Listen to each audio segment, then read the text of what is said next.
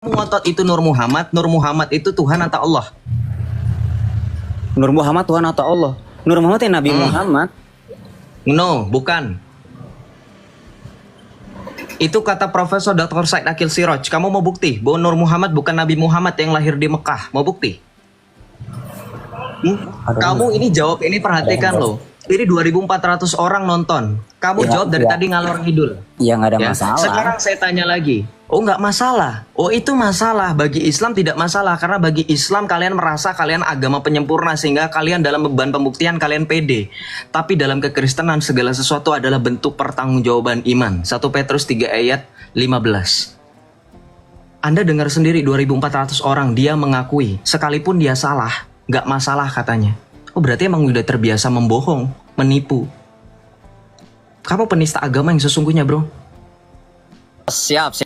Nih gini. Oke, sekarang balik lagi. Sekarang saya tanya. Ini kosong. Sifat Nggak Allah. ada gunanya. Mending saya live aja lah. Oh iya, kamu nggak bisa Nggak ada jawab. gunanya. Enggak gini. Ya iya, kamu nggak bisa jawab. Kodim Ente mau tuh bilang sifatnya hanya narsistik, terdahulu bro. kok. Kodim Sifatnya artinya narsistik. hanya terdahulu kok. Kodim hanya ada terdahulu kok. Ente tahu artinya al-awaliyah apa? Al-awaliyah. Yang awal, bersifat awal. Terus selain itu?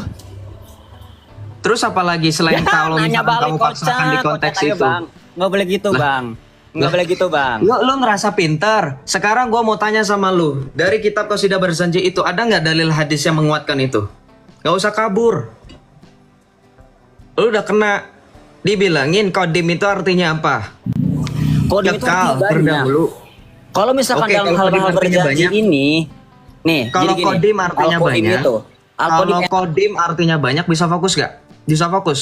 Gak usah kayak bocah jamet, banyakan framing. Fokus. Saya nggak memframing kamu dari tadi. Saya fokus sama apa yang kamu jawab. Thank you, Kak Yendri. Kita mau mencari nih. Saya tadi dalil saya. Diskusi nggak ada gunanya nih bro. Ya yang nggak ada gunanya kamu nggak bisa jawab, makanya kamu kabur kan? Teman-teman, saya mau membuktikan bahwa konsep kalian itu nyontek dari Kristen. Ini dari tadi belum ada yang kena nih. Mau nggak kira-kira teman-teman? Mau tahu nggak konsep ini nyontek dengan Kristen? Ya, mau tahu nggak konsep ini nyontek dengan Kristen? Ntar, makanya kita tunggu dulu ini. Mereka ini yang mantep mana? Si itu tak kabur dia. Ya, si siapa? Si Dano kabur. Dengerin dong, dari tadi saya sudah bilang, saya sudah ngeklaim loh. Ini nyontek. Kalian gak ada yang mau bantah. Saya udah kasih kata-kata pamungkas loh. Harusnya kalian kalau misalkan sadar, ya kalian bantah. Joseph, kata siapa ini nyontek? Nah, dari tadi saya mancing. Dano nggak ngeh dari tadi. Ya nggak teman-teman? Ini kalau kita bahas sekali lagi, konsep ini nyontek. Saya nunggu yang Islam lain. Salve, kok Charles? Yo, Salve. Iya, udah tahu kan pasti yang itu. Nah, saya karena mungkin yang nonton ini banyak 2.400 orang. Shalom. Nurdin. Halo, assalamualaikum. Waalaikumsalam. Saya mau bertanya nih kak. Nggak bisa jawab yang tadi, nggak mau ngelanjutkan. Yang mana? Yang tadi mana? Kabur guys, Nur kabur. Nur Muhammad. Iya. Nah, kakak di situ bacanya di apa itu? Di Barzanji kan? Iya, betul. Nah, sedangkan Barzanji itu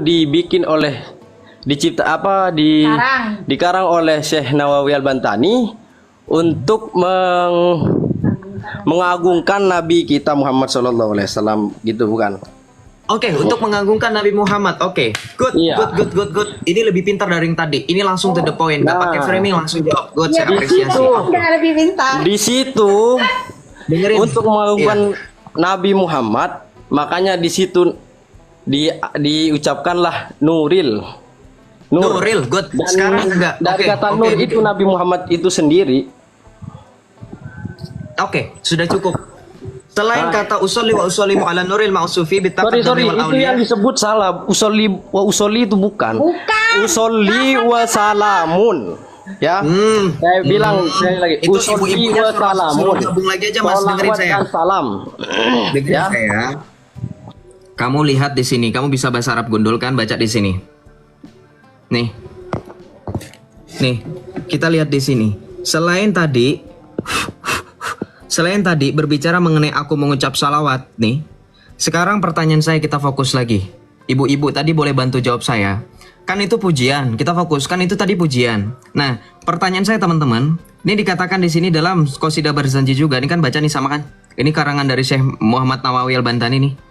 Nih, Madarij Su'ud illa Iktisa'il Burud dalam kitabnya. Nih, Syirkah Ahmad bin Sa'ad bin Naban wa auladuh tanpa catatan tahun. Nih, Bu, Bang Nurdin, silakan jawab saya. Kalau ini pujian kepada Muhammad, kenapa di sini Muhammad dikatakan sebagai apa? Sebagai entitas, baca ini sebagai entitas yang lebih awal sebelum segala makhluk dalam kaitannya dengan semua makhluk. Kenapa Muhammad dikatakan sebelum segala sesuatu? Jawab. Karena segala sesuatu itu diciptakan dari Nur Nabi Muhammad. Bentar Bu, Ada hadis putus-putus. kutsinya. Putus-putus. Laulaka ya Muhammad. Bu, jangan nyerocos aja, Bu. Jangan nyerocos aja. Putus-putus. Boleh diulang lagi? Silakan. Kan ada hadis kutsinya.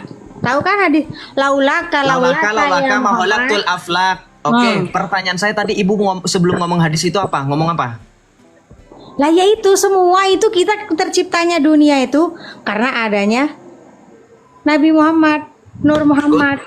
Sekarang pertanyaan saya, dalil dalam Al-Quran di mana? Itu hadis qudsi, saya bisa buktikan hadisnya palsu. Oh, hadis palsu. Yes, yang membantah Islam sendiri nanti. Dari mananya? Kitab apa? Tapi sebelum kita akan buktikan ke situ, kan di dalam Islam itu 4 sumber hukum Islam. Ada Al-Quran, ada As-Sunnah, ada Ijma, ada Qiyas. Pertanyaan saya, itu tadi hadis sudah bagus, oke, saya terima. Sampai dengan detik nanti kalau misalnya saya bantah dengan adanya hadis palsu. Yang kedua, saya minta, hadis itu kan sumber hukum yang kedua. Saya minta sumber hukum yang pertama nih, Al-Quran di mana? Itu hadis qudsi, Anda paham nggak sih hadis? Tahu hadis qudsi itu adalah omongan langsung dari Allah kepada Muhammad. Betul. Terus? Lebih jago hadis qudsi daripada Al-Quran. Bukan firman ya, bukan firman loh ya, hadis Tahu, bukan qudsi. firman, iya, nggak tahu, terserah Ibu bilang. Pertanyaan saya, ayat dalam Al-Qur'annya di mana? Ayat dan Al-Qur'annya. Ayat apa itu hadis qudsi, tidak ada dalam Al-Qur'an, hadis qudsi. Tidak ada dalam Al-Qur'an, good ya. Saya nunggu Ibu ngomong kayak gitu. Oke, baik. Kita Hadis bukakan qudsi dalilnya. itu beda dengan firman Al-Qur'an. Kalau firman Al-Qur'an ada lagi ayat Ya, saya namanya. sudah tidak perlu Ayat dijelaskan apa? karena saya sudah tahu. Kan gitu. Iya, sekarang Ibu Ibu lihat di layar. Saya pakai website Al-Manhaj. Dijawab oleh siapa di sini? Ibu baca, teman-teman baca. Nih, website Al-Manhaj ya. Websitenya orang Islam. Dunia diciptakan karena nur. Tadi teman-teman Kristen 2.200 orang, Bu. Saya mute dulu ya, Ibu noise. 2.200 orang mendengarkan, menyimak secara jelas bahwa mereka orang Islam mengatakan bahwa dunia diciptakan karena Muhammad, karena Nur Muhammad. Kita lihat di sini. Ini sungguh pernyataan sangat mirip dengan Yohanes 1 ayat 3 kita baca. Tadi Anda juga mendengar bagaimana mereka mengutip yang katanya hadis qudsi, teman-teman. Yang artinya kurang lebih, kalau bukan karena engkau Muhammad, aku tidak akan menciptakan langit dan bumi. Betul begitu artinya? Betul ya? Laulaka maholaktul aflak. Tidaklah aku menciptakan langit dan bumi kalau bukan engkau Muhammad. Kita baca di sini. Injil Yohanes 1 ayat 3. Segala sesuatu dijadikan oleh Dia, dan tanpa Dia tidak ada suatu pun yang telah jadi dari segala yang telah dijadikan. Pertanyaan saya, ini ngomongin Muhammad apa ngomongin siapa ini? Firman yang telah menjadi manusia. Lah kok mirip? Ini baru pembukaan, teman-teman. Belum klimaks. Nanti saya tampilkan klimaksnya lebih menohok, benar-benar nyontek dari Alkitab. Segala sesuatu dijadikan melalui Dia. Dengar tadi dalilnya. Laulaka maholaktul aflak. Tidaklah aku ciptakan langit dan bumi kalau bukan karena engkau Muhammad. Jadi kalau bukan karena Muhammad, Allah tidak akan menciptakan langit dan bumi. Tidak akan menciptakan segala sesuatu. Lihat di sini. Segala sesuatu dijadikan oleh Dia, dan tanpa Dia tidak ada suatu pun yang telah jadi dari segala yang telah dijadikan. Nah, kita lanjut tadi ya. Website Al-Manhaj. Ini baru pembukaan, teman-teman yang Kristen dan Islam. Tetap stay di Komal biar nyambung ya. Lihat di sini. Di sini dikatakan apa? Ini dijawab oleh Ustadz Dr. Ali Musri Semjan Putra, gelarnya MA, Magister. Ya, doktor. Nanti kalau protes, Joseph datamu palsu, ngomong sama yang bersangkutan. Nih, ngomong sama website ini, ngomong sama sumbernya. Kita baca di sini. Ya.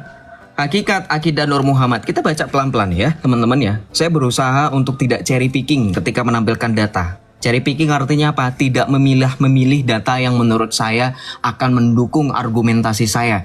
Tapi saya baca secara keseluruhan. Ya, ini nggak saya baca karena ini prolog. Ya, kita langsung aja substansinya apa. Kita baca. Di antara keyakinan apa? Keliru yang digagas oleh Akhtab. Akhtab itu artinya apa? Tokoh Sufi disebarkan dan dibela oleh mereka. Tokoh Sufi itu siapa nih? Mereka ini teman-teman yang berpemahaman akidah Nur Muhammad nih sesat nih. Ini disesatkan oleh orang Islam lain. Kita baca di sini. Mereka pun membakukan usul, landasan-landasan untuk membenarkan akidah-akidah dalam kitab-kitab yang mereka tulis dan dalam syair-syair mereka susun. Hanya meski cukup terkenal akidah ini, namun para ulama mereka belum satu kata dalam mendefinisikan secara detail dan jelas. Masing-masing menyampaikannya sesuai dengan perasaan dan apa yang terbetik pada firasatnya. Nuduh orang katanya kitab Spanyol separa nyolong. Dia sendiri. Mau tanya balik dong. Gak usah panik bro, saya kan lagi nampilin data. Kita lanjut ya. Mau tanya balik Mereka nggak bisa. mengatakan, udah tenang, gak usah kemana-mana ah. Kalau memang iman anda benar, ini kan bisa dibantah nanti pakai data yang sama. Ya tuh, pelan-pelan. Ya. Ini data saya. Saya lagi ngomong data. yang Islamnya mau terselesaikan. Udah, diam. Saya lagi nampilin data, ibu nggak usah ngeganggu saya dong. Tenang aja dong, nggak usah teriak-teriak. Kan saya lagi bacakan data. Baca lagi ya. Mereka mengatakan, mereka di sini adalah kaum-kaum seperti Nurdin dan orang Islam kebanyakan yang memahami Nur Muhammad. Mereka mengatakan, yang dimaksud Nur Muhammad bahwa Rasulullah, Nabi mereka, diciptakan dari cahaya dan yang pertama kali diciptakan oleh Allah Azza wa Jalla adalah cahaya Muhammad. Nih baca. Dan bumi seisinya diciptakan karena Rasulullah. Kalau tidak ada beliau maka bumi tidak akan pernah ada dan diciptakan. Nih, nyontek benar nggak? Yohanes 1 ayat 3. Segala sesuatu dijadikan oleh dia dan tanpa dia tidak ada sesuatu pun yang telah jadi dari yang telah dijadikan. Lagi, Kolose 1 kita lihat. Kolose 1. Nih. Makanya saya bilang Anda beriman itu, nih baca Kolose 1 ayat 15. Ia adalah gambar utama Allah yang tidak kelihatan, yang sulung lebih utama dari segala yang telah diciptakan, keutamaan Kristus ya, bukan keutamaan Muhammad. Karena di dalam dialah telah diciptakan segala sesuatu yang ada di bumi, yang ada di sorga dan yang ada di bumi. Baca di sini ayat 17. Ia ada telah terlebih dahulu dari segala sesuatu dan segala sesuatu, baca, ada di dalam dia. Ngajak debat tapi ngoceh. Nyolong, kita buktikan. Baca lagi lebih lanjut, Anda bisa membuktikan ini. Ini baru separuh. Udah tenang aja Bu, saya lah nampilin data ini Alkitab, ini data Anda. Ini data Anda, baca di sini. Nih, Allah Azza wa Jalla adalah nih, yang pertama kali diciptakan oleh Allah Azza wa Jalla adalah cahaya Muhammad, dan bumi seisinya diciptakan karena Rasulullah. Nih, bumi dan segala isinya diciptakan oleh Rasulullah. Ini baca, karena di dalam dialah yang telah diciptakan segala sesuatu yang ada. Ini berbicara tentang Muhammad atau berbicara tentang Kristus? Wow, amazing ya. Amazing loh. Kita lanjut lagi ya. Baca. Yusuf Ismail An-Nabhani, salah satu pembela ideologi ini, menjelaskan makna istilah yang aneh ini dengan berkata, ketahuilah bahwasanya tak kala kehendak al-haq Allah berhubungan dengan penciptaan para makhluknya, Allah Azza wa Jalla telah menampakkan hakikat Muhammad dari cahaya-cahayanya, kemudian dengan sebabnya tersingkaplah seluruh alam dari atas hingga bawahnya. Teman-teman familiar nggak dengan kata ini? Ya, familiar nggak dengan adanya perkataan menampakkan hakikat Muhammad, seolah-olah Allah menyatakan dirinya melalui hakikat Muhammad. Mau tahu di mana lagi nyonteknya? Kita buka Ibrani 1 ayat 3. Kena kamu. Ibrani 1 ayat 3, baca. Ia, baca di sini. Ia adalah cahaya kemuliaan Allah dan gambar wujud Allah. Yang di sini ngomongin siapa? Ngomongin Muhammad? Enggak, ngomongin siapa? Baca.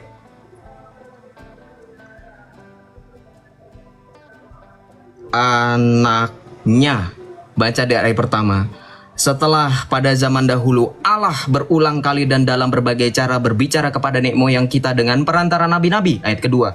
Maka pada zaman akhir ini ia telah berbicara kepada kita dengan perantara anaknya. Baca di sini, bahkan di ayat keduanya dipertegas lagi Bu. Konsistennya Alkitab kami. Teman-teman perhatikan dari tadi Alkitab konsisten. Saya buka Injil Yohanes, saya buka surat Rasul Paulus kepada jemaat di Kolose, saya buka Ibrani, semuanya sama mengatakan apa? Oleh Dia Allah telah menjadikan alam semesta. Dia di sini merujuk kepada siapa? Merujuk kepada Yesus Kristus. Kemudian dilanjut, Ia adalah cahaya kemuliaan Allah. Ini bahasa Arab, teman-teman mau buka dalam bahasa Arab? Yakin? Mau buka dalam bahasa Arab ini cahaya kemuliaan ini dalam bahasa Arab apa? Kita buka dalam bahasa Arab. Ya, kita buka dalam bahasa Arab Hebrew. Itu untuk Yesus Kristus. Ini dari tadi ini saya pakai Alkitab. Yang Kenapa? merujuknya Apa mau data pakai data juga? Silakan Yesus pakai data, Kristus. Bang. Anda mempertanyakan data saya dengan data, silakan. Jangan Anda sosokan di sini. Nih. Jangan Anda sosokan di sini, kemudian Anda itu nggak pakai data gitu. Saya paling benci dengan orang seperti itu ya. Nggak di situ ada tertulis nggak kalau itu merujuk kepada Tuhan? Iya, merujuk kepada Yesus karena ini adalah anaknya. Anaknya itu Yohanes 3:16, karena begitu besar kasih Allah akan dunia ini sehingga Dia menkaruniakan anaknya yang tunggal, yaitu siapa? Yesus Kristus. Sudah diam saja, Pak. Nggak usah Tulis atau tidak? Tertulis sebentar ya. Nggak usah ngaco-ngacoin saya. Saya lagi buka Tulisannya data. Bang, kalau Nah, tertulis. udah panik ini Islam, Diem dulu Islam. Baca nih ayat 3 nih.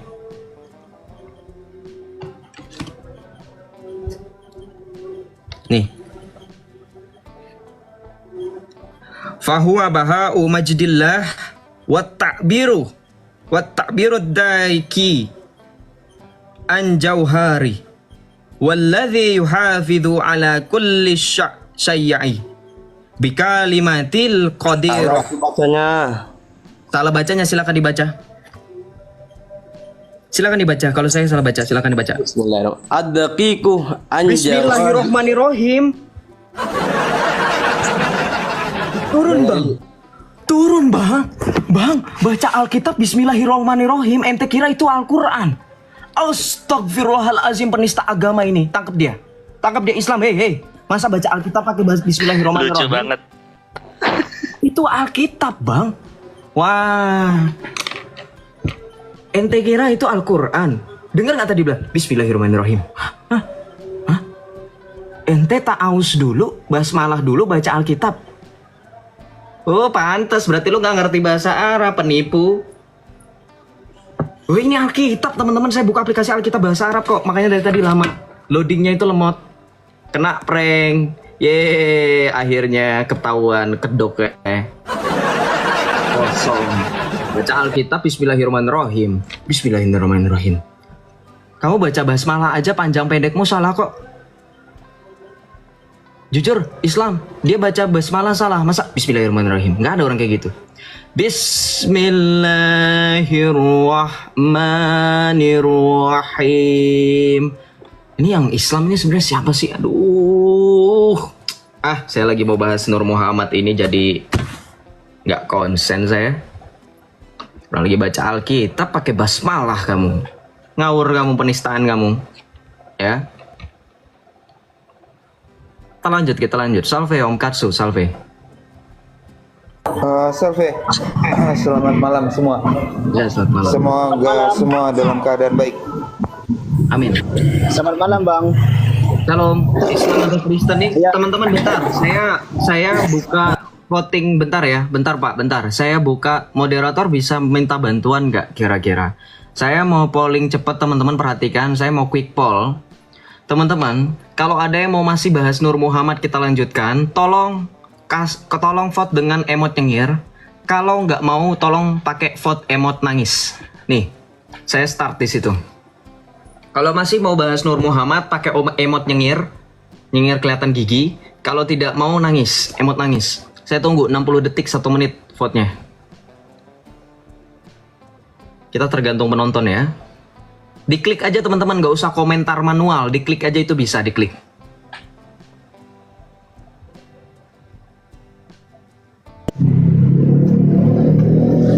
Kita tunggu ya sampai selesai. Selamat malam. Yang nangis pasti udah pada hatam ya. Ini 2000 orang soalnya pasti banyak yang baru nih, baru dengar. Ya, selamat malam Pak, sebentar ya Pak ya. Bapak kan tadi dengar, saya suruh Bapak sebentar.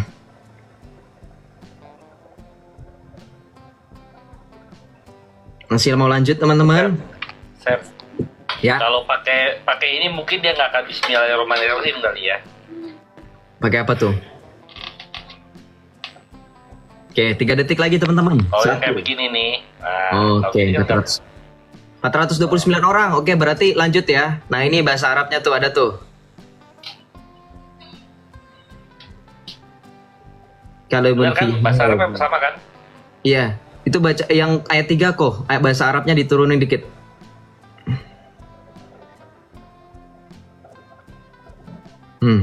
Jauhar. Oke, kita lanjut aja Nur Muhammad ya berarti ya. Pak Putra Dalis, lanjut Pak. Bapak dari Islam atau dari Kristen? Thank you, Coach Charles. Bapak dari Islam atau dari Kristen? Silahkan Pak bersuara. Dari Islam atau dari Kristen? Tap-tap layarnya teman-teman. Biar semakin banyak kadrun yang nonton. Pak Putra Dalis dari Islam atau dari Kristen? Jadi ketahuan ya sampai dengan tadi terakhir kita tahu bahwa itu konsep nyontek dari Alkitab. Islam atau Kristen? Ya, selamat malam. Ya Bapak berisik sekali Pak. Diturun dulu ya Pak. Berisik sekali Pak. Saya nggak tahan dengan suara itunya. Suara apa? Suara backsoundnya ya teman-teman. Mohon maaf ya. Bapak turun dulu sebentar. Backsoundnya saya nggak ini latar belakang suaranya itu. Kita lanjut ya. Puji Tuhan teman-teman, haleluya. Ternyata ketika teman-teman memilih untuk ada yang katanya mau mukallaf, saya sudah menemukan kebenaran. Nah selamat, kamu keluar dari apa yang disebut dengan jalan kebenaran. Nanti Anda baca, Yesus itu adalah terang itu sendiri. Ini saya mau comparing bagaimana ini membuktikan bahwa mereka nyontek. Kan tadi di situ dikatakan bahwa nabi mereka itu kan nur. Anda baca pernah nggak teman-teman tahu nggak ayat Alkitab di mana Tuhan Yesus mengatakan akulah terang dunia? Ada yang tahu? Yohanes 8 itu kalau saya tidak salah. Akulah terang dunia. Bahkan Anda nggak usah jauh-jauh. Ketika Yesus ngomong seperti itu karena dari Injil Yohanes juga. Injil yang sama seperti yang dari tadi saya katakan dalam Yohanes 1. Dalam Yohanes 1 kan dikatakan apa? Dalam dia ada hidup dan hidup itu adalah terang manusia. Ya. Dan ketika Yesus membuktikan dia adalah terang manusia itu, Yesus berbicara nanti di dalam Injil Yohanes juga sama. Akulah terang dunia. Nanti Yesus ngomong dalam bahasa Arab itu, kalau dalam bahasa Arab, ana huwa nurul lil alamin. Nur, Yesus itu adalah nur itu sendiri. Makanya ente, nih, saya tampilkan lagi nih. Ini kalau Anda mau membahas Nur Muhammad itu nyontek atau enggak konsepnya nih, saya tampilkan dalam bahasa Arab syahadat pengakuan iman rasuli. Makanya Anda orang Kristen harus berpegang pada iman rasul, para rasul, gereja mula-mula. Nih, kayak saya bangga dengan gereja Katolik punya data selengkap ini. Lihat ini. Di sini nanti Anda bisa baca dalam bahasa Arab, Yesus Kristus ini ketika kita baca dalam bahasa Arab, ini kan setelah dalam bahasa Indonesia kan kita baca, aku percaya akan satu Allah, Bapa yang Maha Kuasa, dan akan sesuatu yang kelihatan dan maupun tidak kelihatan. Ya kan? Kemudian titik. Lanjut dengan aku percaya akan satu Tuhan, Yesus Kristus, Putra Allah yang tunggal. Ia dilahirkan oleh Bapa sebelum segala abad. Nih, frasa dalam bahasa Arabnya. Nurin min nur. Nih, nurin min nur ini artinya terang dari terang. Nih, dipertegas melalui pengakuan iman rasuli juga. Ya, ia diperanakan oleh Bapa sebelum segala abad. Kenapa dikatakan diperanakan oleh Bapa sebelum segala abad? Karena Sang Firman esensinya itu berasal dari dalam diri Bapa. Yohanes 8 ayat 42 kata Tuhan Yesus, jikalau Allah adalah Bapamu, maka tentu kamu mengasihi aku sebab aku datang dan keluar dari Bapa. Nanti Anda buka dalam Ibrani 1 ayat 8, itu bukti bahwa firman itu diperanakan oleh Bapa. Ini orang Islam kan kata diperanakan ini mereka ambigu nih. Seolah-olah Bapak beranak seperti seorang ibu melahirkan anak gitu ya. Simpelnya Bapa itu memiliki firman dan roh. Paham nggak kira-kira? Jadi kata diperanakan untuk mempertegas bahwa sang firman ini berasal dari dalam diri Bapa. Paham? Ya, kalau kalian selalu mentakwil ayat-ayat Al-Quran yang menurut kalian bingung, kami pun berhak untuk mempertegas bahwa makna kata diperanakan bukan berarti Anda menganggap Bapa di surga itu seperti seorang ibu yang melahirkan anaknya secara biologis. Paham? Sampai sini Islam? Iya dong, fair. Anda kalau ditanya misalkan, kenapa Tuhanmu menampilkan betis? Ditakwil. Takwil itu artinya apa? Ya simpel katanya. Pakai dalil akal nih. Ntar bilangnya, oh itu kata kiasan Joseph. Oh itu maknanya lain Joseph. Bukan berarti betis beneran. Ya toh? Sama seperti kami. Maka kami juga punya hak. Ya, jangan Anda punya standar ganda. Anda membela iman dengan konsep takwil, masa orang Kristen nggak boleh? Kami yang memperkenalkan konsep ketuhanan, kealahan kepada kalian, masa kalian mau ngeklaim itu milik kalian? Kenapa? Mau bantah? Soalnya saya bilang kami yang memperkenalkan konsep ketuhanan, nanti saya tampilkan lagi. Ini dari tadi saya tampilkan hanya data internet, saudara. Nanti saya tampilkan kitab mereka. Ya, mereka punya akidah, mereka punya keyakinan itu nyontek dari filsafat nyampur dari filsafat Yunani, filsafat orang Kristen, filsafatnya Heraklius, filsafatnya Platonis, itu nyontek semua ada di kalian. Di mereka. Makanya nanti saudara bisa perhatikan ketika beberapa konsep itu mirip dengan kita. Mereka melarangkan pengucapan selamat hari Natal, mereka merayakan kelahiran Nabi, mereka memang punya dalil. Kita merayakan Natal, kita tahu tanggal berapa saudara? 25 Desember. Tidak ada tertulis dalam Alkitab 25 Desember memang. Tetapi secara penghitungan dari bapak-bapak gereja, dokumen gereja mula-mula seperti dalam gereja Koptik yang disebut dengan Didaskalia Apostolik. Ya, Didaskalia Apostolorum itu nanti ada tanggal kelahiran Yesus Kristus. Nah, ini konsep Nur Muhammad kelahiran Nabi ini nanti akan nyambung kepada bagaimana kalian, kapan kalian merayakan Nabi itu, dalilnya dari mana. Nah, itu kan kalau bukan dari bagaimana kita mengimani Kristus itu, ya tuh, mereka dapat dari mana? Saudara pernah terpikir nggak kira-kira? Gantian. Nih 25 Desember sepenglihatan saya teman-teman, betul nggak? Setuju nggak sama saya saudara? Sepanjang 25 Desember dari tahun 2000 sampai 2024, ya, dari Jakarta masih rata sampai udah ada gedung pencakar langit. Kita yang Natal, mereka yang heboh, mereka yang ribet. Heboh tiap tahun 25 Desember. Itu kelahiran Dewa Matahari. Itu nih. Nah, sekarang gantian. Saya mempertanyakan maulid nabimu itu kapan? Ayo. Hah? Dari mana kamu tahu nabimu lahir 12 Rabiul Awal? Nanti saya buktikan. Bahkan sekelas Ibnu Katsir aja tidak memvalidasi bahwa Nabi benar-benar lahir di hari Senin tanggal 12 Rabiul Awal. Saya ngomong kayak gini 1.700 orang nggak mungkin saya nggak pakai data. Ya. Gantian, kalian sepanjang tahun nih kita yang ngerayain, dia yang heboh sendiri. Padahal kita diucapin atau tidak diucapin kita bisa merayakan. Betul saudara? Masih ada ibadah Natal, masih ada misa Natal. Kita nggak ribet mau diucapin atau tidak mau diucapin atau tidak diucapin, betul? Ya, diucapin syukur, nggak diucapin juga syukur. Ya, nggak ada pengaruhnya kalian bagi kami. Nah, tapi dengan konsep yang sama, saya mau bertanya, dari mana kalian merayakan itu? Gitu. Ini bukannya kita mau ikut campur. Comparing. Komparasi.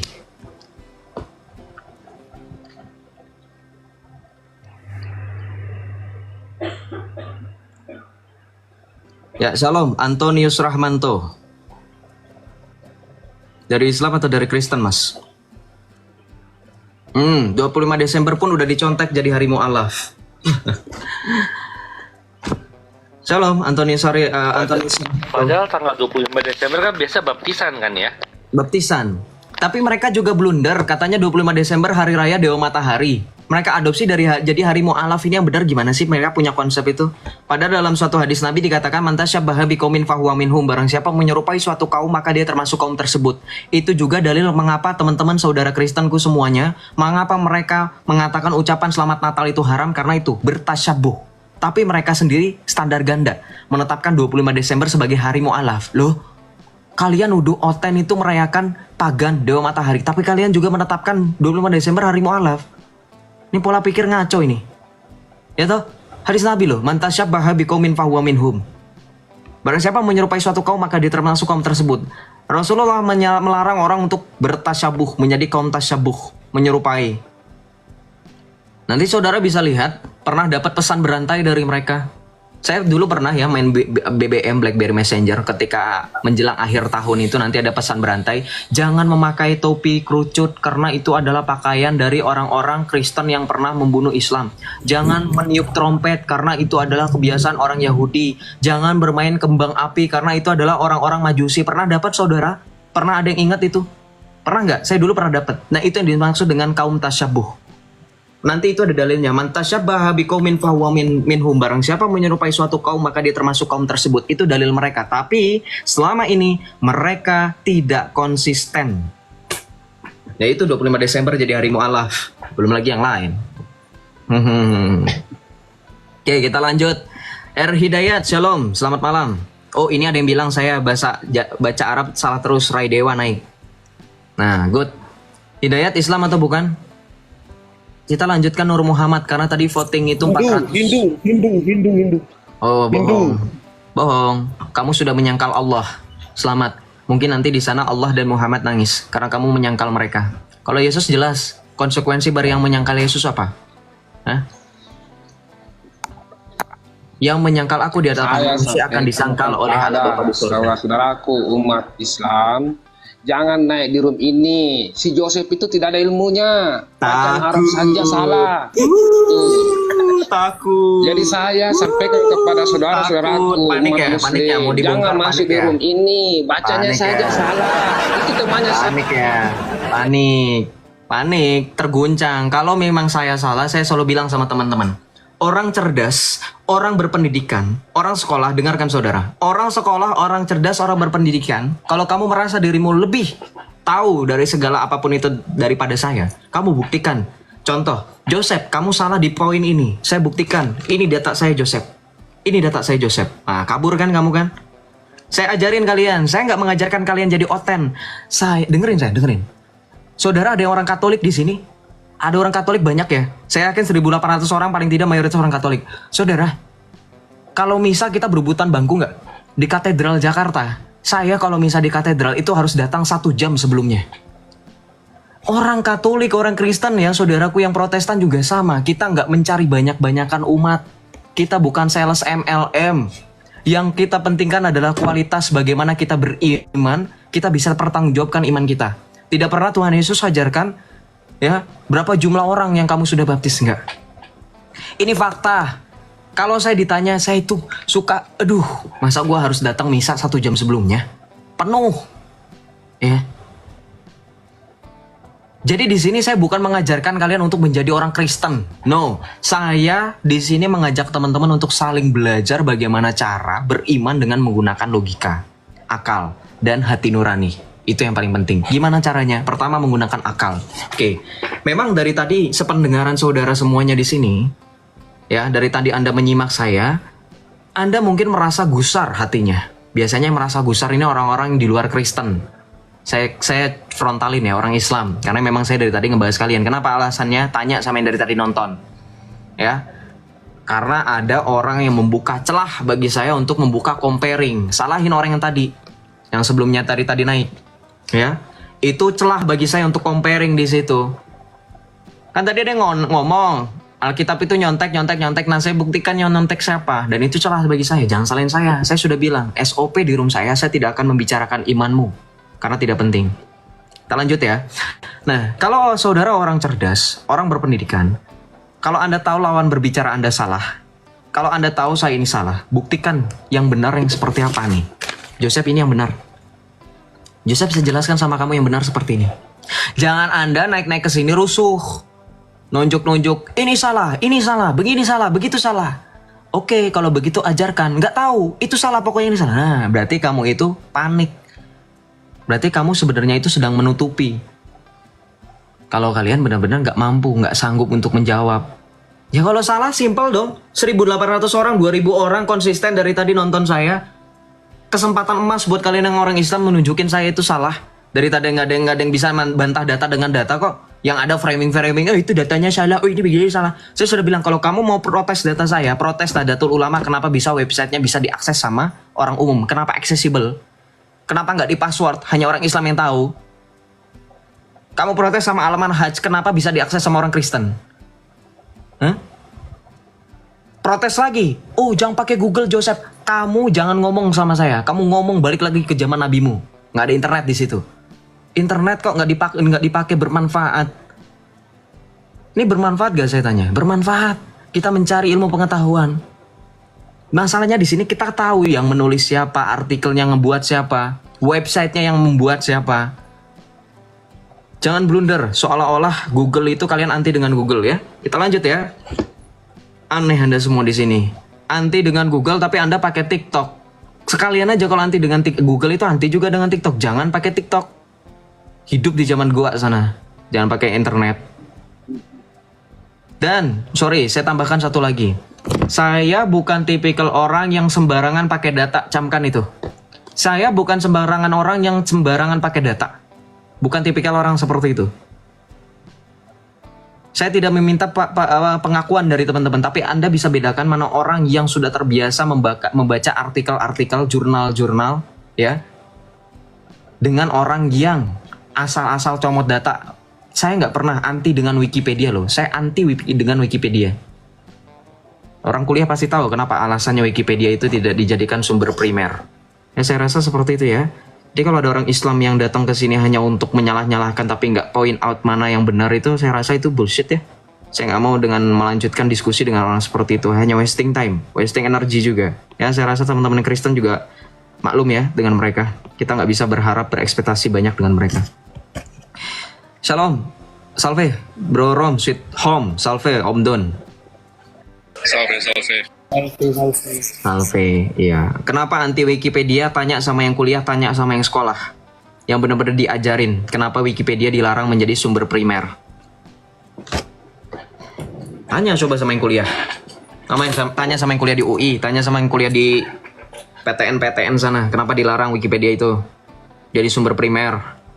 Tanya sama dosen-dosen, tanya sama ini guru-guru. Coba tanya. Karena bisa diedit, good. Karena bisa diedit, itu dia teman-teman. Itu tahu. Simple. Halo. Malam. Ya, shalom Dede Mubarak.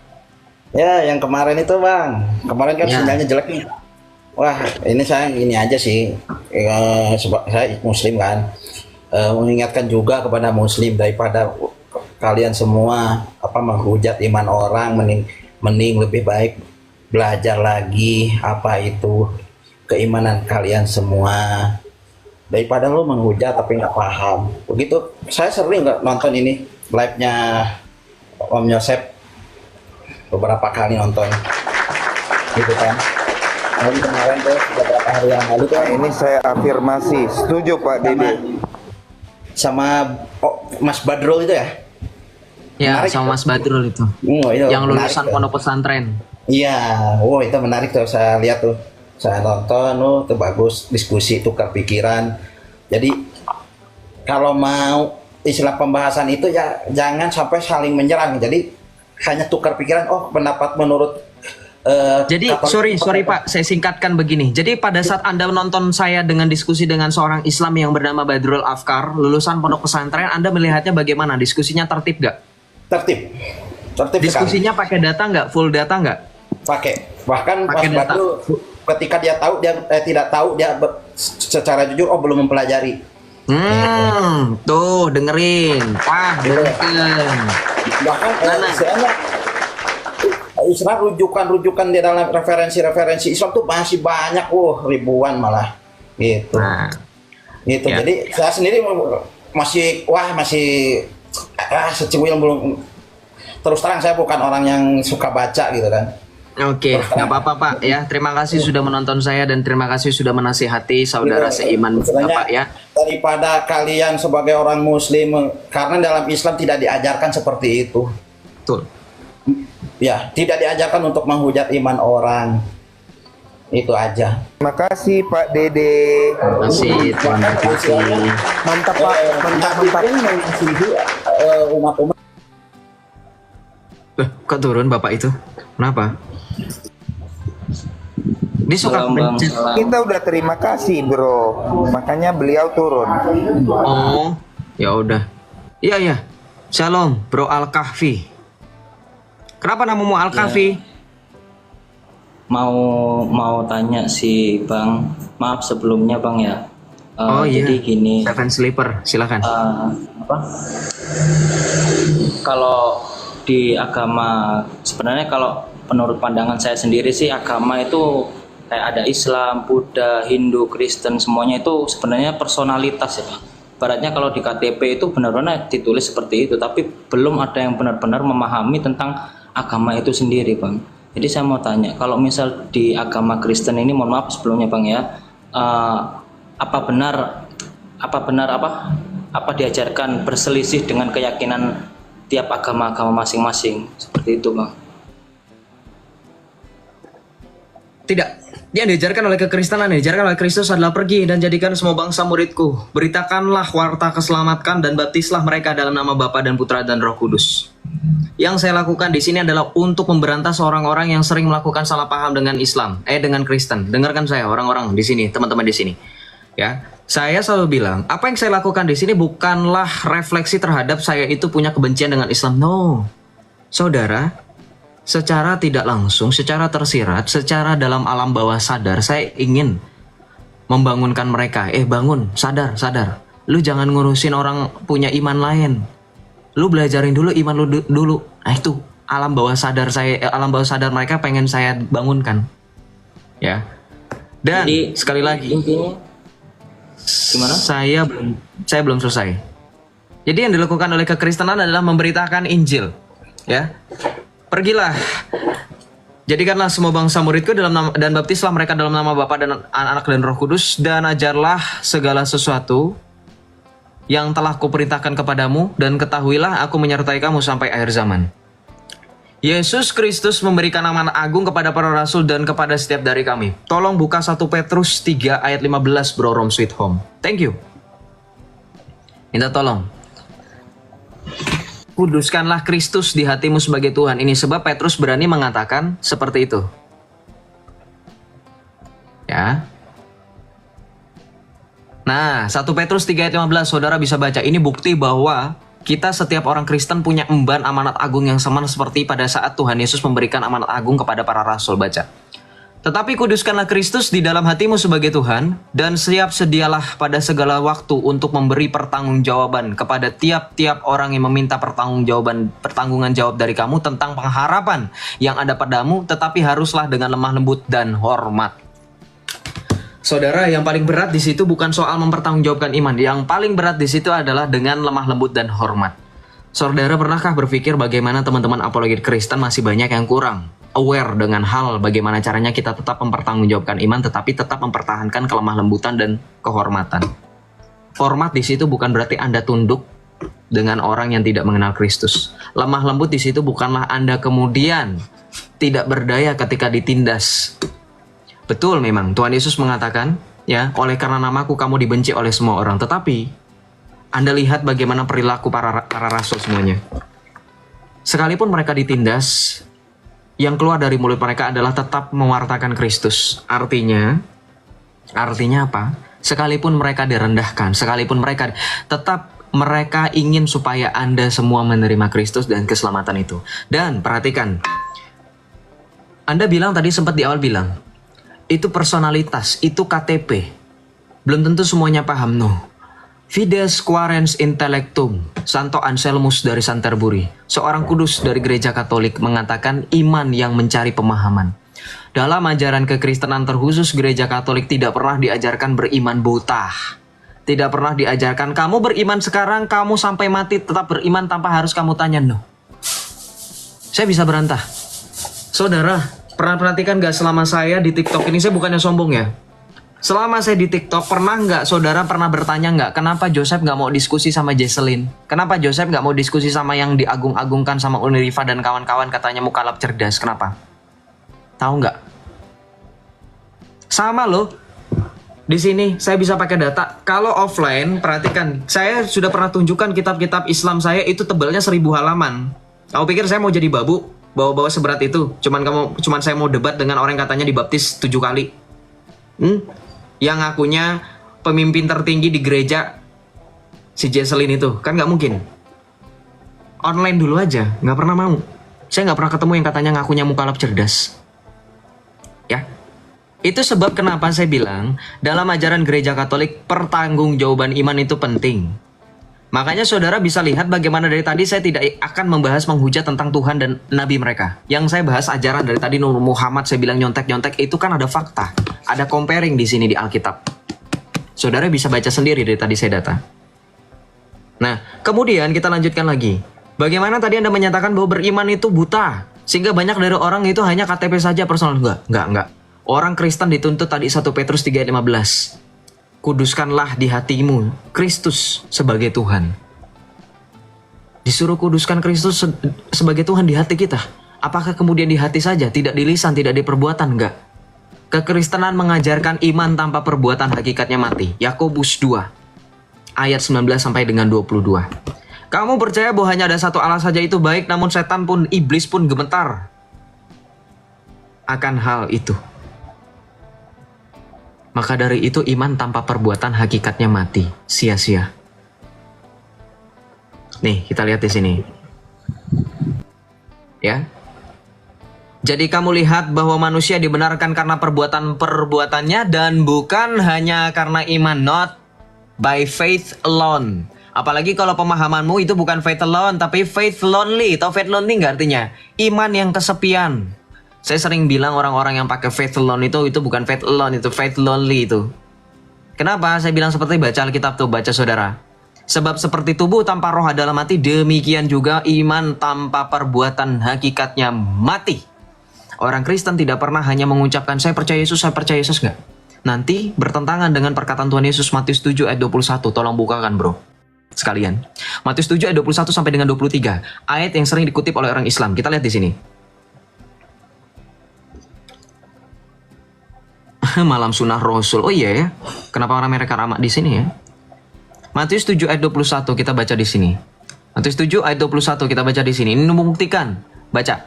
Bukan setiap orang yang berseru kepadaku, Tuhan, Tuhan akan masuk ke dalam kerajaan sorga. Melainkan dia yang melakukan kehendak Bapakku yang di sorga. Jadi saudara, tuh. Jangan asal sebut Yesus Tuhan, Anda sudah percaya selamat. No, Yesus bilang sendiri. Bukan setiap orang yang menyebut aku Tuhan, Tuhan. Eksposisi ayat ini bukan soal masalah kamu nyebut Tuhan maka kamu salah kepada Yesus, bukan. Baca dalam bahasa Indonesia yang baik dan benar. Bukan setiap orang. Artinya nggak semua orang yang menyebut Yesus sebagai Tuhan itu akan masuk ke dalam kerajaan sorga. Baca kalimat berikutnya. Mereka, dia yang melakukan kehendak Bapakku yang di sorga. Kehendak Bapak apa? Baca, ya itu tadi, beriman dengan perbuatan. Sempurnalah kamu sama seperti Bapakmu yang di surga, yang adalah sempurna. Tuhan Yesus ngomong kayak gitu loh. Sempurnalah kamu sama seperti Bapakmu yang di surga adalah sempurna. Kenapa berarti apa? Berarti kalau misal banyak orang-orang yang berkeyakinan seperti Islam atau Kristen yang mereka saling menghujat jangan atau sejajarkan Islam dengan Kristen dengan kata konjungsi atau. Konjungsi atau itu menyamakan, memposisikan dua hal yang berbeda itu sama posisinya. Tidak, Ya, Kristen dan Islam itu beda, jangan pakai atau. Perhatikan, ketika Anda bernarasi itu perhatikan kata-kata yang keluar dari mulut Anda. Kata atau itu menunjukkan itu sama.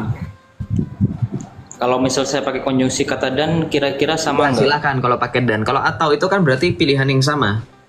Ya, berarti antara Islam dan Hindu dan Kristen itu sebenarnya tidak diperbolehkan berselisih dalam kehendak kan, berarti itu ada begitu pun meskipun dia mengucapkan bahwa Allah itu satu, Tuhan itu satu, tapi kalau kehendak atau perbuatan dia itu seperti menyerupai setan yang mana dia itu selalu memperselisihkan antara keyakinan, saling menghujat, maka berarti apa bisa disebut dia beriman kalau seperti berkehendak?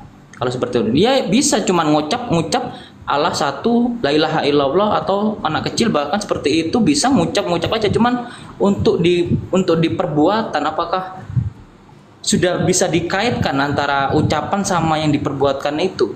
Jika mereka selalu berselisih. Too much yapping, tau yapping nggak? Banyak bacot. Dengerin saya, iman kami tidak bisa disamakan dengan iman-iman di luar Kristen, di luar Kristus. Kekristenan dibangun di atas darah para martir, perjuangan para rasul dan darah para rasul, darah para martir. Saya sering bilang sama orang-orang Kristen yang bersifat relativisme, menyamakan semua orang, menyamakan semua agama, seperti misalkan ngomong kayak gini. Iya nggak apa-apa, semua agama itu baik. Saudara, baik itu belum tentu benar. Iblis pun berbuat baik. Baca 1 Korintus. Sebab hal itu janganlah khawatir, sebab hal itu janganlah mengherankan, sebab iblis pun bisa menyamar menjadi malaikat terang. Makanya saya bilang orang Kristen jangan pernah ngomong semua agama benar.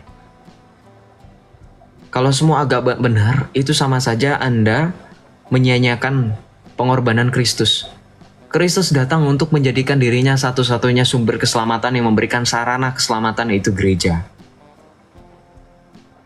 Iblis itu berbuat baik nggak? Saya tanya sama teman-teman. Ketika ada seorang penjahat menculik anak, dia itu mengajak anak yang ingin dia culik itu dengan baik-baikin anak itu atau dengan jahat gitu. Ayo saya culik kamu. Atau dengan, dek mau permen nggak? Om kasih permennya, baru dia culik. Cara kerja iblis yang seperti apa? Nggak mungkin iblis menampilkan taring aslinya. Paham maksud saya? Ya. Jadi dalam hal ini, perbuatan baik juga bukan sesuatu hal yang harus dibanggakan. Makanya tadi saya bilang, jangan salah paham ketika saya bilang iman disertai dengan perbuatan. Imannya ini juga harus jelas kepada siapa? Imannya ini kepada Allah Tritunggal Maha Kudus. Bapa, Putra, dan Roh Kudus tadi, Matius 28, 19-20. Nggak beriman, nggak hanya sekedar iman. Yang penting saya iman Tuhan satu, nggak. Yakobus 2:19 jawabannya. Kamu percaya bahwa hanya ada satu Tuhan saja, satu Allah saja itu baik, namun setan pun gemetar akan hal itu. Enggak. Jadi dalam hal ini, kekristenan yang membedakan kekristenan dengan iman lain adalah kami tahu keselamatan hanya di dalam Kristus dan di dalam gerejanya. Silakan bro, tolong buka Matius 16 ayat 18 sampai dengan 19 bro. Kita buka otoritas ya. Kita bicara otoritas ya, Alkaf ya. Saya buktikan sama kamu, kekristenan punya otoritas. Nanti kamu mau pakai data pembanting kamu, saya bantu kamu. Nih saya bantu Islam nih. Saya kurang baik apa? Gak usah kamu cari-cari. Kamu bandingkan dengan surah Al-Maidah ayat 3. Buka dari sekarang, prepare dari sekarang ya. Kamu baca dulu, kamu hafalkan artinya, nanti saya bandingkan dengan Matius 6 ayat 18 ini. Kita baca. Dengerin saya, tadi saya sudah nyuruh kamu surah Al-Maidah ayat 3. Kita baca. Matius 16 ayat 18. Dan aku pun berkata kepadamu, engkau adalah Petrus, dan di atas batu karang ini aku akan mendirikan jemaatku, gerejanya, dan alam maut tidak akan menguasainya. Kepadamu akan kuberikan kunci kerajaan sorga. Apa yang kau ikat di dunia ini akan terikat di sorga, dan apa yang kau lepaskan di dunia ini akan terlepas di surga. Jadi Yesus itu bangun gereja di atas Rasul Petrus. Dan Yesus itu beri kunci kerajaan sorga kepada Rasul Petrus. Ya. Kenapa jadi gereja Joseph itu dalam bahasa aslinya itu eklesia? Kita baca lagi, dalam Efesus 2 ayat 19. Demikianlah kamu bukan lagi orang-orang asing dan pendatang, melainkan kawan sewarga dan orang-orang kudus, dari orang-orang kudus, dan anggota-anggota keluarga Allah yang dibangun di atas dasar apa saudara? Baca di situ semuanya orang Kristen serempak, di atas dasar para rasul. Jadi saudara, Anda yang punya suksesi apostolik berbanggalah, karena Efesus 2 menyatakan kita dibangun di atas dasar para rasul dan para nabi dengan Kristus Yesus sebagai batu penjuru. Di dalam dia tumbuh seluruh bangunan rapih tersusun menjadi bait Allah yang kudus di dalam Tuhan. Di dalam dia kamu juga turut dibangunkan menjadi tempat kediaman Allah di dalam roh. Saudara perhatikan begitu konsistennya Alkitab. Bahkan Rasul Paulus yang dituduh katanya menyimpang dari ajaran Yesus saja sesuai dengan perkataan Yesus dalam Matius 16 ayat 18. Bro, tolong buka Efesus 1 ayat 20 sampai dengan 23 bro. Nah tolong ya teman-teman bantu kita saling membaca firman Tuhan ya.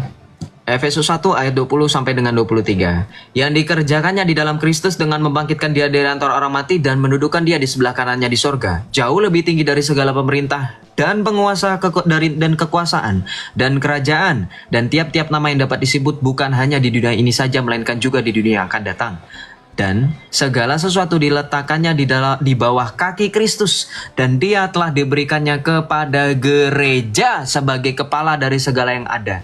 Gereja yang adalah tubuhnya, yaitu kepenuhan dia yang memenuhi semua dan segala sesuatu. Clear?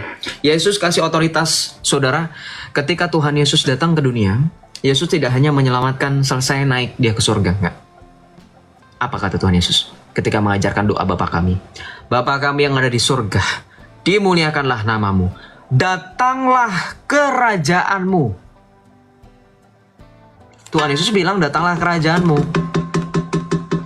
Yesus bilang kerajaannya ketika ditanya sama saudara, ingat saudara tahu peristiwa di mana Pontius menanyakan, Pontius Pilatus bertanya kepada Yesus, apakah betul engkau raja? Yesus bilang apa? Kerajaanku bukan berasal dari dunia ini. Ketika Tuhan Yesus mengatakan, datanglah kerajaanmu, jadilah kehendakmu di atas bumi seperti di dalam surga. Saudara, kalau Yesus bilang ada kerajaan surga, berarti ada kerajaan di bumi nggak? Sama seperti Israel dalam perjanjian lama dikatakan kerajaan Allah di muka bumi.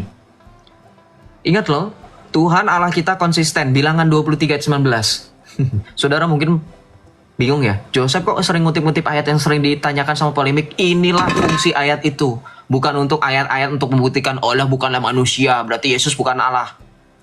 Perhatikan bilangan 23 ayat 19. Allah bukanlah manusia sehingga ia menyesal. Bukan pula anak manusia sehingga berdusta. Masakan ia berfirman tetapi ia tidak melaksanakannya. Saudara paham arti ayat itu? Bagaimana Allah kita dalam perjanjian lama sampai perjanjian baru itu konsisten. Makanya saya bilang baca Alkitab secara komprehensif, Anda terbuka bagaimana Allah menyatakan dirinya. Melalui Yesus Kristus menjadi lebih terang benderang. Makanya Anda baca nanti dalam Ibrani 1 ayat 3, kenapa di situ dikatakan Yesus sebagai cahaya dan kemuliaan Allah itu karena berkat Yesus Kristus, Allah yang tersamarkan menjadi nyata. Ini tadi korelasinya dengan Nur Muhammad teman-teman. Tapi karena sudah pada nyerah Islamnya bahas Nur Muhammad, jadi saya tidak teruskan. Saya masih punya rasa tega sama mereka. Nah, ketika berbicara kerajaan, otomatis Yesus sebagai kepala dari gereja yang tidak kelihatan. Maka kita lihat gereja yang kelihatan ini apa? Kerajaan yang kelihatan ini apa? Tadi kamu baca Efesus 1 ayat 20-23. Segala sesuatu diletakkan di bawah kaki Kristus. Kerajaan, kekuasaan, dan tiap-tiap nama yang dapat disebut. Baik yang ada di bumi maupun yang setelah di bumi. Diletakkan di bawah kaki Kristus. Dan di ayat berikutnya dikatakan, dan Kristus telah diserahkan kepada gereja sebagai kepala. Dan gereja sebagai kepenuhan dari Dia yang memenuhi segala sesuatu. Saudara baca lagi perlahan-lahan baik-baik. Kekuasaan, kerajaan diletakkan di bawah kaki Kristus. Kristus diserahkan kepada gereja dan jadi kepala gereja.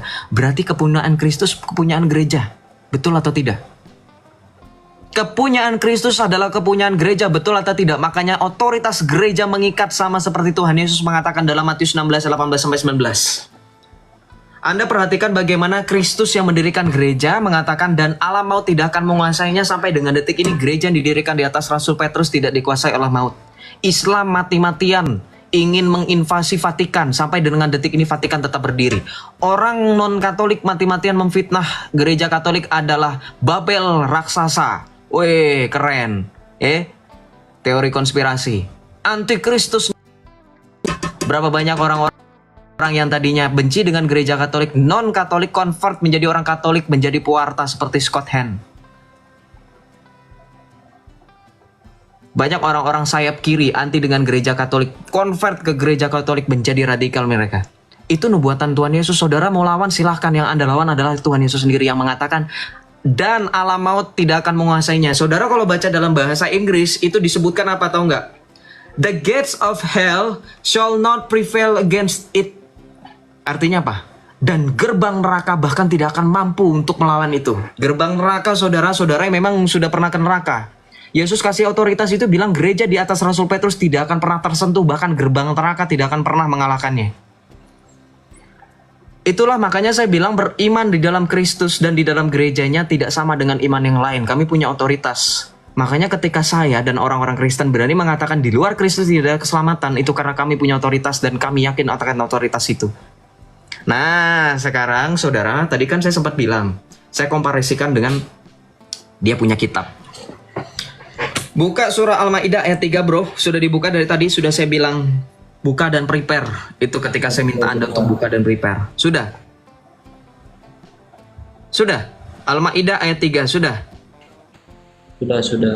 Sudah, di situ disebutkan apa? Hurrimat alaikum, diharamkan bagimu babi. Tapi kita nggak mau fokus sama babi ya. Babi itu bukan haram, babi itu harum, ya. Apalagi kalau dimasaknya pakai bumbu-bumbu yang mantap, sambal mata itu, babi itu bukan haram, harum ya. Kita nggak ngomongin babi, nggak dari ayat pertama hurrimat alaikum itu nggak. Baca ayat yang sama dengan kalimat yang mengatakan pada hari ini telah kusempurnakan bagimu agamamu untukku. Betul, ada tertulis di situ saudara, baca yang benar. Baca Al-Maidah 3. Wah, kamu gak hafal sama ayatmu sendiri. Padahal itu otoritas yang ada di dalam imanmu loh. Kalau ngomongin sama-sama otoritas. Tadi saya udah kasih kan, dibantu sama Rom. Makanya kan saya sebenarnya sedikit bingung sih. Ini saya ya kebanyakan dikata ateis atau gimana. Sebenarnya saya nggak begitu kalau mau ikut Islam sih sebenarnya saya nggak begitu paham dengan Islam sendiri. Ya, kenapa kamu nggak paham dengan Islam? Ya karena Islam sendiri nggak bisa menunjukkan Tuhannya itu seperti apa, dan bahkan saya pernah bilang ke orang Islam atau siapa, coba ubah ini benda ini, kopi ini bisa jadi susu nggak kalau emang kalian punya Tuhan, gue bilang gitu. Ternyata dia nggak bisa. Ya udah, saya sedikit ragu, berarti Tuhannya nggak ada dong, nggak punya kuasa seperti itu. Ya, jangan. Sekarang saya mau coba Yesus ini gimana ini? Yesus itu Kalau gimana? misalkan- Omnipresent, Matius 19 ayat 12. Di mana 2-3 orang berkumpul demi namaku, aku akan hadir di tengah-tengah mereka. Yohanes 6, daging ini adalah benar-benar tubuhku dan darah ini adalah Gini, Bang, benar-benar. saya mau pakai apa? Saya pakai akal aja ya. Saya pakai akal ya sebenarnya. Saya orang awam sebenarnya Bang. Maaf sebelumnya. Jadi saya kan nggak bisa masih belum menemukan Tuhan dalam Islam itu sendiri seperti apa. Karena saya tanya, mereka pun bahkan diem, nggak bisa. Emang Tuhan itu ada di alam lain katanya lah. Alam lain gimana? Sedangkan saya hidup di dunia ini. Gimana coba? Saya bisa akal buktikan. logika. Benar kan? Kamu nanya sama kami orang Katolik, gereja Katolik punya banyak data dan fakta bahwa Tuhan Yesus itu ada. Bahkan orang-orang ateis pun sampai nggak bisa jelasin. Mau bukti? Mau bukti? Mau nggak? Boleh. Kita akan pakai data nanti di mana orang-orang ateis. Jangan cerita masa lalu atau cerita nabi kalau bisa. Enggak. depan. Kalau cerita nabi, cerita masa lalu itu kan terkesan kita nggak tahu sejarahnya kan. Ini saya Yang mau present tense saja, yang present tense, yang present. present tense itu kan salah satu Masa grammar. Bu. lalu, biarlah masa lalu. Iya, present tense itu kan ini tenses, nggak ada hubungannya dengan kita lagi bicara apa, bro. Iya, kita lanjut ya. Jadi kita akan berbicara mengenai penemuan mukjizat dalam kekristenan, khususnya gereja Katolik yang bahkan ilmuwan, bahkan orang-orang ateis, bahkan orang-orang di luar Kristen mengakui itu tidak bisa dijelaskan secara ilmiah. Mau tahu apa? Sampai dengan detik ini, salah satu dalilnya adalah, saya buka pakai dalil dulu biar kamu tahu asal usulnya ya, asal usul benda yang katanya something yang ini adalah mukjizat. Tolong buka bagaimana Yesus itu bilang dalam Yohanes 6 ayat 35. Saudara yang Kristen simak. Yesus bilang apa? Kata Yesus kepadanya, akulah roti hidup. Nih, kitab yang dalam bahasa Arab ini mengutip Yohanes 6 ayat 35. Ana huwa hubzul hayah, akulah roti hidup. Barang siapa datang kepadaku, ia tidak akan lapar lagi, dan barang siapa percaya kepadaku, ia tidak akan haus lagi. Tetapi aku telah berkata kepadamu, sungguh pun kamu telah melihat aku, kamu tidak percaya. Semua yang diberikan Bapa kepadaku akan datang kepadaku, dan barang siapa datang kepadaku, ia tidak akan kubuang. Sebab aku telah turun dari surga bukan untuk melakukan kehendakku, tetapi untuk melakukan kehendak Dia yang mengutus aku. Dan inilah kehendak Dia yang telah mengutus aku, yaitu supaya dari semua yang telah diberikannya kepadaku jangan ada yang hilang, tetapi supaya aku bangkitkan pada akhir zaman. Sebab inilah kehendak Bapakku, yaitu supaya setiap orang yang melihat Anak dan percaya kepadanya beroleh hidup kekal, dan supaya aku membangkitkannya pada akhir zaman. Kamu tahu nggak roti hidup yang dimaksud sama Yesus ini siapa? Roti beneran loh. Sampai sekarang kalau kamu bilang prison itu, roti itu masih ada. Roti itu setiap kali kita ibadah, kita misa, perjamuan kudus, ekaristi, itu adalah disebut dengan transubstansi. Sungguh tubuh dan darah Kristus. Ya. Silakan Ko Charles atau Om Katsu, saya rasa yang paling tepat menjelaskan tentang mukjizat dari ekaristi. Silakan. Gini Bang, kan pernah itu waktu saya tanya begini, sebenarnya Islam nggak bisa menunjukkan Tuhan itu Allah itu ada katanya gitu kan. Ya berarti saya masih bimbang gitu. Nah, terus ada beberapa orang nggak tahu dia agama apa, nggak nyebutin agamanya sih. Dia ngasih tahu ke saya kalau dia itu katanya punya Tuhan katanya, dan dia bisa buktiin saat ini ke diriku, dan Tuhan itu bersama diriku sendiri katanya. Kamu Seperti bisa sabar itu sih. dulu, kita sudah nangkep apa poin kamu dan kita sudah tahu apa yang kamu mau. Sabar dulu ya. Kita coba berusaha untuk menjawab dan berusaha untuk menanggapi. Kita lihat di sini, bro. Si Rom udah buka data tuh si Rom. Nah, ini baca. Teman-teman perhatikan orang Kristen saudara, Anda boleh percaya tidak percaya silakan. Ini yang nulis ini, jurnal ini atau orang-orang yang nulis ini adalah, ini dikutip dari berbagai macam mukjizat yang dirangkum oleh seorang kudus yang calon orang kudus, Carlo Acutis, Beato Carlo Acutis. Sudah kan? Kenapa? Belum kanonisasi, belum. Belum. 2025 nanti. Nah, ini adalah menjelaskan tentang Ekaristi, Miracle of Eucharist. Ya, kita baca di sini nih. Nanti saudara Alkaf, saudara-saudara yang mendengarkan, ceritanya Alkaf ini sama dengan nanti salah satu mukjizat yang dialami oleh seorang imam loh, seorang romo sendiri yang tidak percaya, meragukan transubstansi. Itu yang di Italia kalau nggak salah ya. Meragukan Betul bang, kehadiran betul. Kristus. Maaf loh bang, maaf sebelumnya bang. Nggak apa-apa bro, aman. Saya sempat dikasih tahu juga seperti apa katanya Itu nih, saya yang coba apa? besarkan ya, bentar. Bentar, saya coba besarkan dia. Iya. Boleh. Wah, malah muka saya yang kegedean. Sorry. Nah itu, teman-teman saudara bisa lihat ya. Kita fokus sama yang ditampilkan datanya. Yang komentar tahan dulu. Tetap tap layar tapi kita lihat di sini. Nah ini. Monstrance where the reliquary of the miracle is kept. Nah, kita lihat ceritanya di balik itu. Kita lihat ke ceritanya, bro. Nah, oke. Lihat di sini. Idolatry Cathedral Saint Paul Apostolic keep even today a reliquary of the Eucharistic miracle that occurred in 1000 consistent in fragment of the host turning into flesh. A young woman in a what's the region, the love of her sweetheart, consulted a sharp crush, who ordered to steal a consecrated host, make a love potion. During mass, the young woman hid a host in a cloth, but when she got home, he realized that the host had been transformed into living flesh. This miracle has extensive documentation, including from Pope Gregory IX.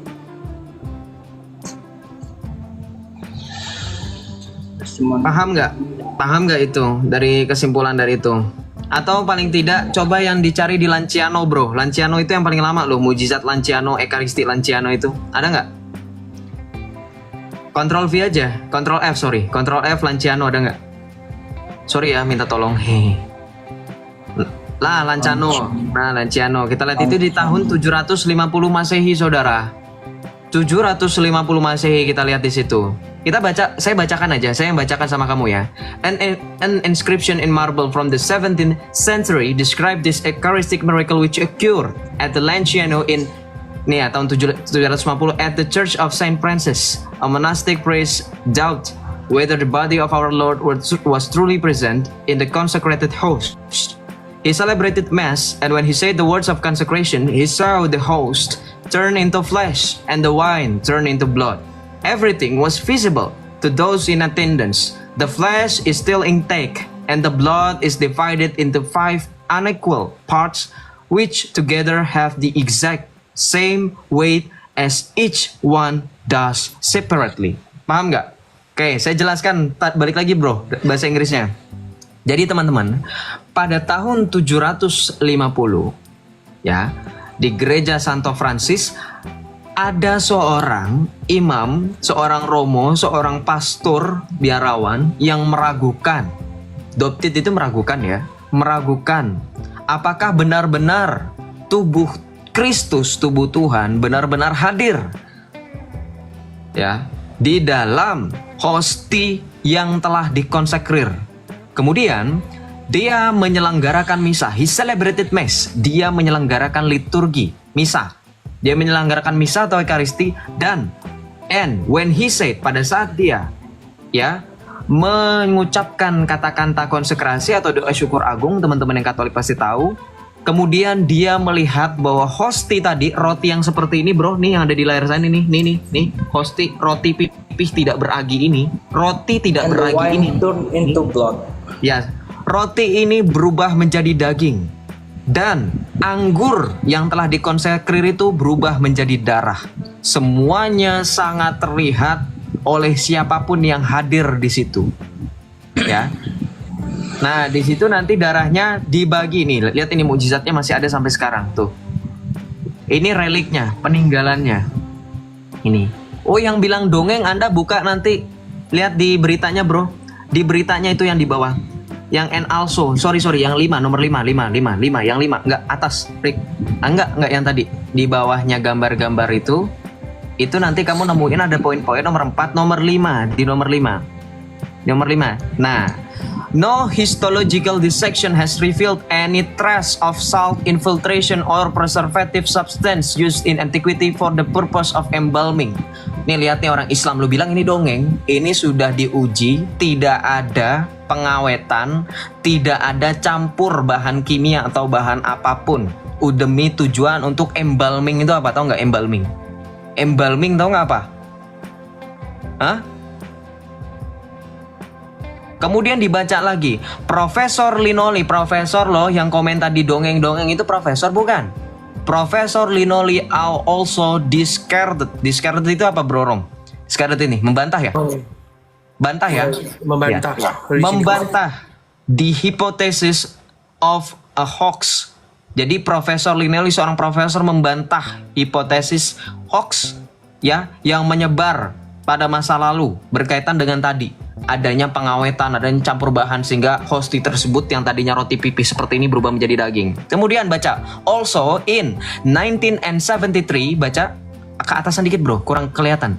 Nah, the Chief Advisory Board of the World Health Organization, WHO bos, WHO, Anda tahu WHO? WHO, tahu WHO? World Health Organization appointed a scientific ini ilmuwan ilmiah to corroborate Linoli's finding, untuk mengkaji, dikaji nih si Linoli ngomong. Their work lasted 15 months and included 500 tests. Kasus sorry. Ya. Jadi mereka itu bekerja mengkaji kurang lebih 15 bulan, saudara-saudara, ya.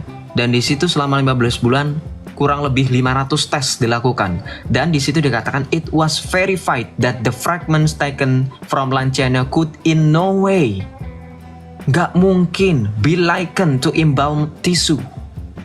As to the nature of the fragment of flesh, the commission declared it to be the living tissue. Anda tahu tisu yang dimaksud itu apa? Saudara yang dokter, tolong bro Rom yang dokter. Jaringan bro.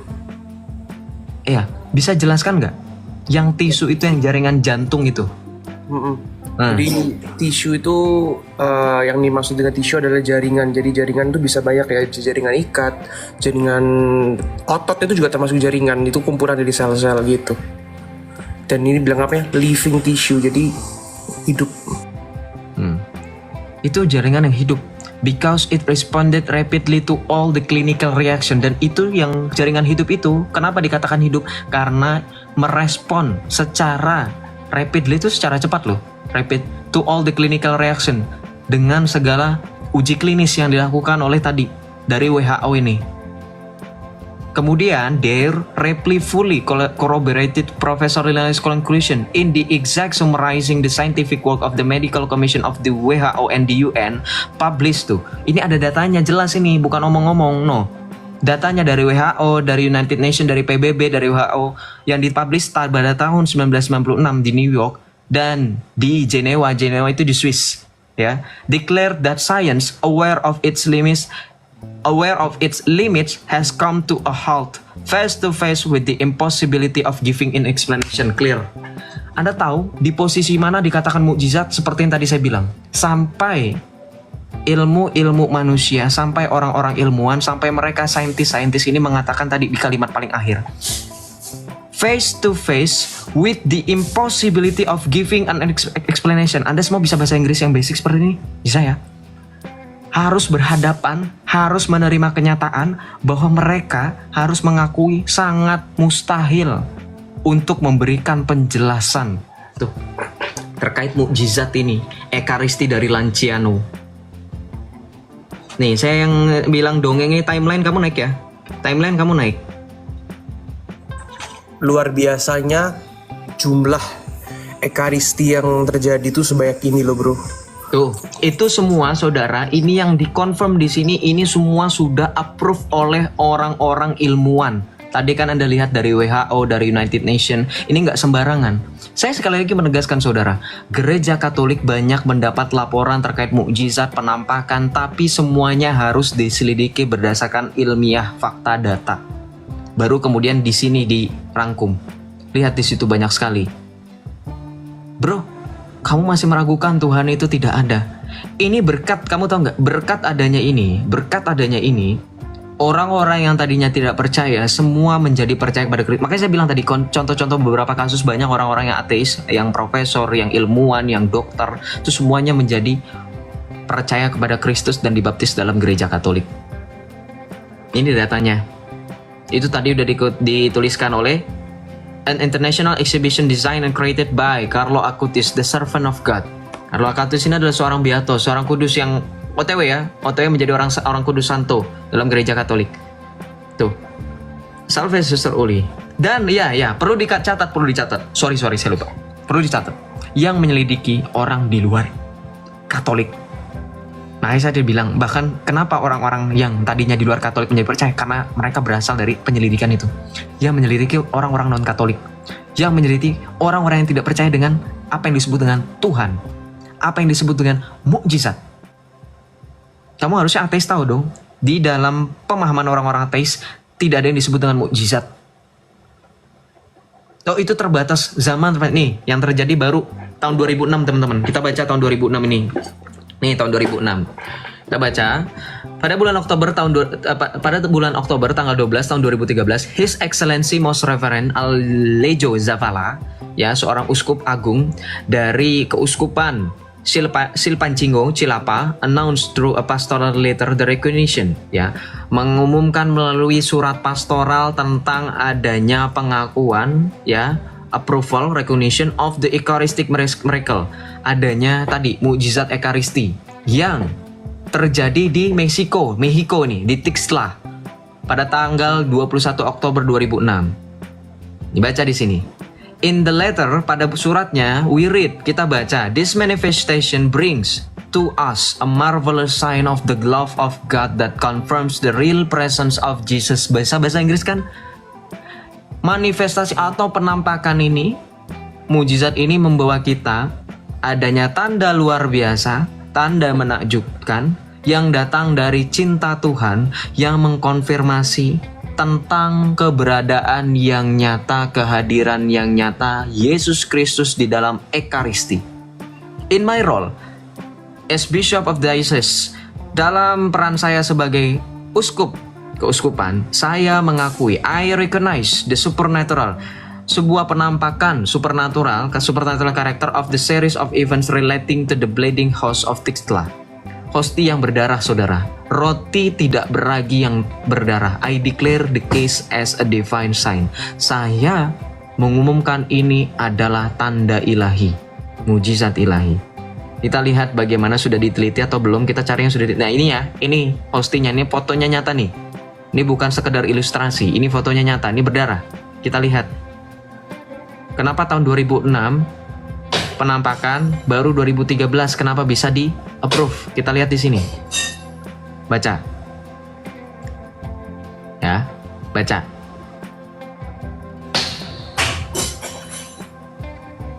By analyzing, kita baca, a microscopic analysis of magnification and penetration reveals that the superior part of the blood has been coagulated since October 2006.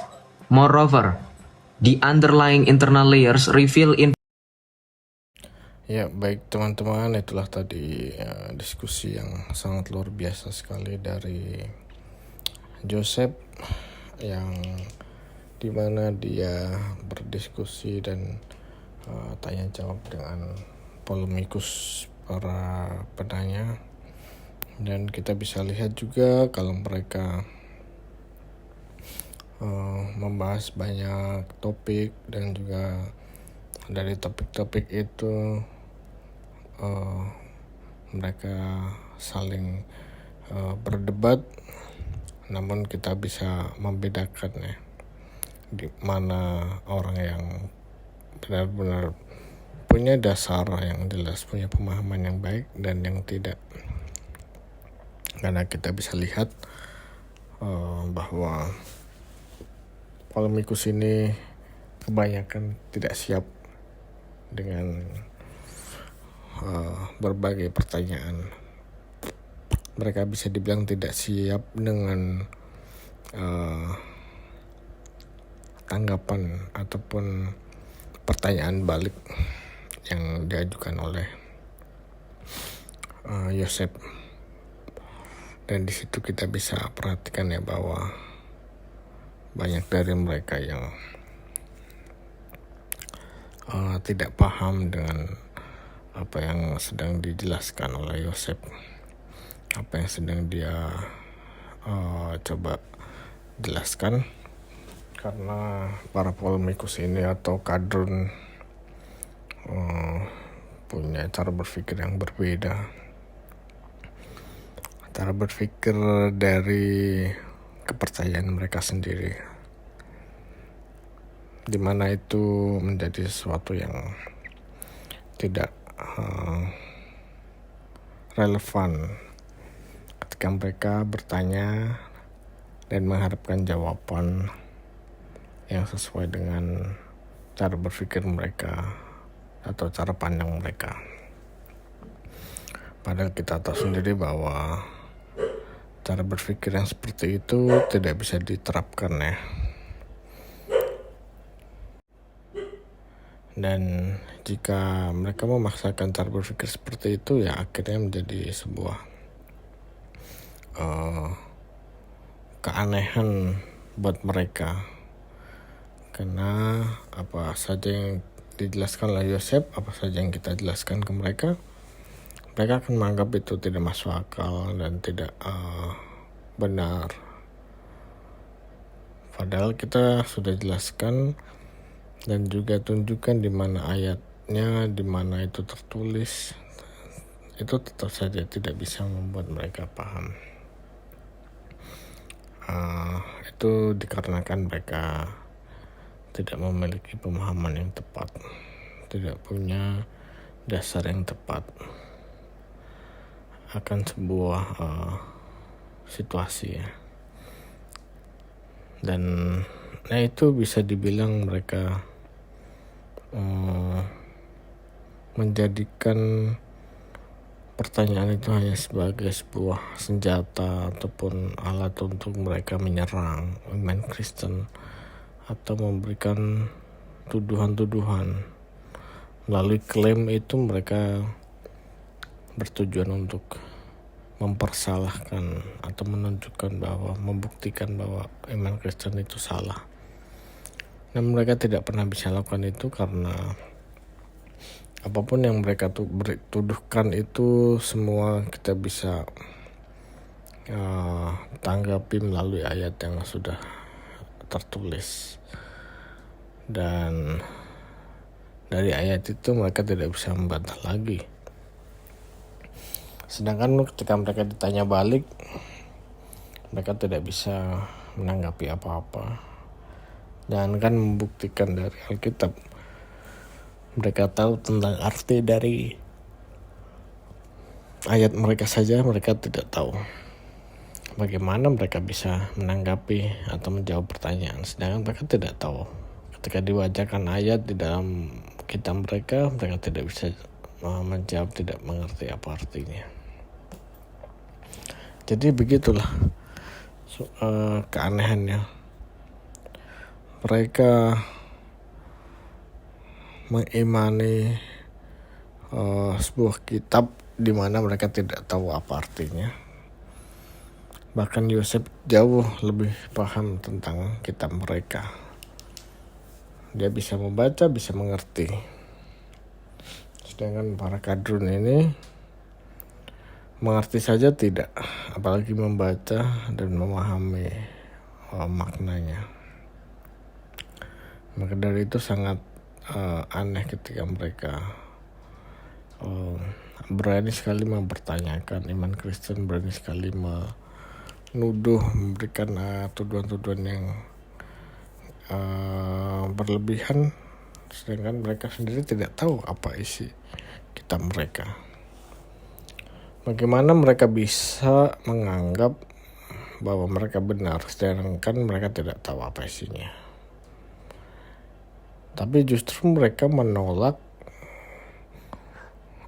Alkitab, menolak kebenaran dari Alkitab, di mana mereka sudah jelas-jelas mengerti apa yang sudah disampaikan, mereka paham apa yang dikatakan, tapi mereka memilih menolak. dan mereka lebih memilih sesuatu yang mereka tidak pahami betul-betul isinya dan maknanya.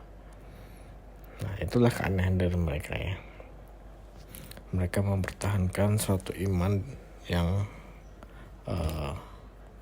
mereka sendiri ragu-ragu dan tidak paham secara utuh. Ya, kita perlu doakan terus ya para apologet ini supaya mereka bisa terus memberitakan kebenaran firman Tuhan dengan luar biasa dan tidak pernah lelah untuk menjawab pertanyaan-pertanyaan para polemikus ini. Karena masih banyak orang-orang yang sebenarnya belum pernah mendengar kebenaran atau makna yang lebih dalam. Bahkan orang-orang yang mungkin sudah mengikut Yesus, banyak dari mereka sebenarnya belum terlalu paham lebih dalam lagi tentang Alkitab dan tentang ketuhanan dari Yesus Kristus. Jadi sangat terberkati untuk kita, di mana kita bisa mendengarkan atau menonton penjelasan dari Yosef ini, dan kita percaya bahwa Roh Kudus yang menuntun Yosef sehingga dia dapat memberikan jawaban yang tepat, yang sesuai berdasarkan Alkitab, berdasarkan apa yang sudah ada tertulis di Alkitab. Dan itulah yang menjadi tanggung jawab dia sebagai seorang apologet, di mana dia membagikan ilmunya, pengetahuannya kepada orang-orang banyak. Dan semoga juga bagi orang-orang yang mungkin belum percaya bisa mendengar kebenaran dan mereka bisa terbuka hatinya untuk menerima Yesus Kristus sebagai juru selamat. Dan semakin banyak lagi orang yang mendengar tentang kebenaran firman Tuhan.